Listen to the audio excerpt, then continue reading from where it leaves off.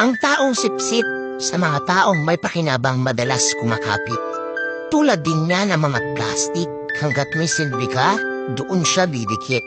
Sa trabaho, yung mga sipsip na lang ang palaging tama.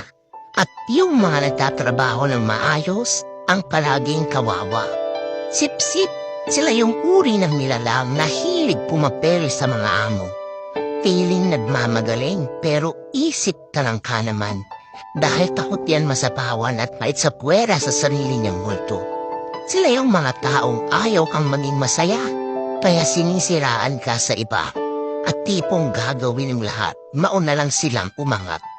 Kaya lagi mong tatandaan na huwag kang manira ng iba para lang umangat ka.